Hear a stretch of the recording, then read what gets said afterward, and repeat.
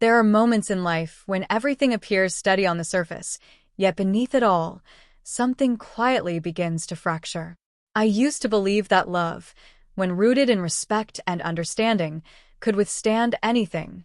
My husband Ayan and I had built a life that many admired, simple, honest, and filled with quiet companionship. We weren't perfect, but we were patient with each other, and that patience had always been enough. Or at least, that's what I thought until those 5 unexpected visits changed everything I believed about trust, loyalty, and the silent ways a heart can break. The first visit came on a rainy afternoon when I wasn't expecting anyone. A young woman stood at our doorstep, her expression uncertain but determined. She introduced herself as Sarah, a colleague of Ayan's, and said she had come to drop off some documents he had forgotten at work. There was nothing unusual about it, yet something in her eyes lingered longer than necessary, as if she was searching for something within me. I brushed it off as my imagination, thanked her politely, and closed the door. When Ayan returned home, I mentioned her visit casually. He seemed slightly surprised but quickly dismissed it, saying work had been hectic. I believed him, because I had no reason not to. The second visit happened a week later, this time in the evening. Sarah returned, again with a polite excuse. This time it was a file that needed urgent signatures. Ayan wasn't home, and she hesitated before stepping inside when I offered her a seat. She looked around our home with quiet curiosity, her gaze lingering on the photographs hanging on the walls. There was a softness in her voice when she asked how long we had been married. I answered honestly, though a strange discomfort settled within me. When she left, she thanked me with a smile that didn't quite reach her eyes. That night, I asked Ayan why his colleague needed to come to our house repeatedly. He assured me it was just work pressure, nothing more. Again, I chose trust over doubt. The third visit was different. It wasn't planned, and it wasn't polite. Sarah arrived visibly upset, her composure shaken. She asked if Ayan was home, and when I said no, she seemed lost for a moment before quietly stepping inside without waiting for permission. Her hands trembled as she spoke, saying she needed to talk to him urgently. There was something unspoken in her tone, something heavy and complicated.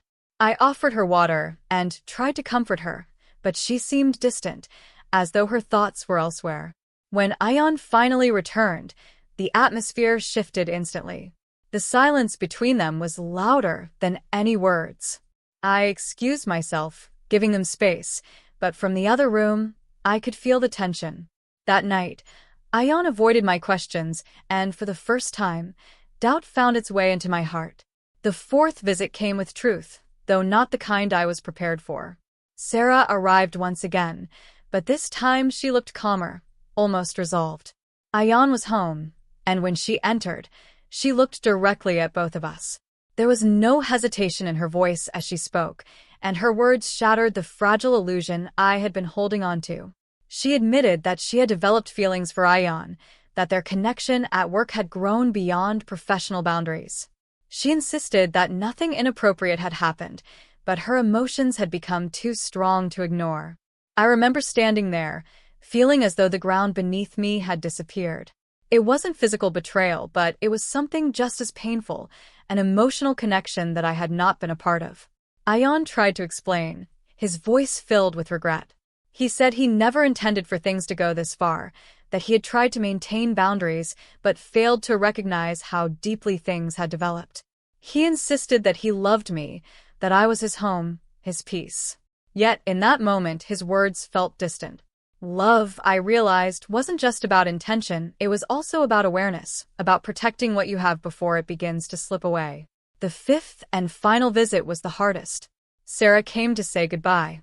She had decided to leave her job and distance herself completely. She apologized sincerely, not just to Ayan but to me. There were tears in her eyes, but there was also acceptance. She acknowledged that her feelings had crossed a line, even if nothing physical had happened. As she stood there, I saw not a villain, but a human being who had allowed her emotions to take control. It didn't excuse the pain, but it made me understand how fragile human boundaries can be. After she left, silence filled our home in a way it never had before. Ayan and I sat together, Yet there was a distance between us that words couldn't immediately bridge. Trust, once broken or shaken, doesn't heal overnight. It requires time, patience, and a willingness from both sides to rebuild what was lost. I was hurt, not just by his actions, but by the realization that even the strongest relationships can face unexpected tests. In the days that followed, we talked more honestly than we ever had before. Ayan opened up about the pressures he had been facing, the loneliness he hadn't expressed, and how he had unknowingly sought comfort in conversations that should have remained professional. I listened, not because it erased the pain, but because understanding was the first step toward healing. I, too, reflected on our relationship, realizing that sometimes, even in love, people stop noticing the small gaps that slowly widen over time. We decided not to let this experience define us, but to learn from it. It wasn't easy. There were moments of doubt, moments when the memories of those visits would return and stir old wounds. But with patience, honesty, and mutual effort, we began to rebuild. Love, I learned, isn't just about staying together during good times. It's about choosing each other again and again, even after facing the hardest truths. Looking back, those 5 unexpected visits drained me emotionally, but they also taught me something invaluable. Infidelity isn't always physical. Sometimes, it exists in the silent spaces where emotional boundaries are crossed. And while such experiences can break a person, they can also offer an opportunity to grow, to understand, and to strengthen what truly matters. In the end, I realized that relationships require constant care, communication, and awareness. Trust is not a one-time promise. It is a daily commitment. And love, true love, is not just about avoiding mistakes. It is about acknowledging them, learning from them, and choosing to move forward with honesty and respect. Because at the heart of every strong relationship lies a simple truth. Love is not just something we feel, it is something we protect.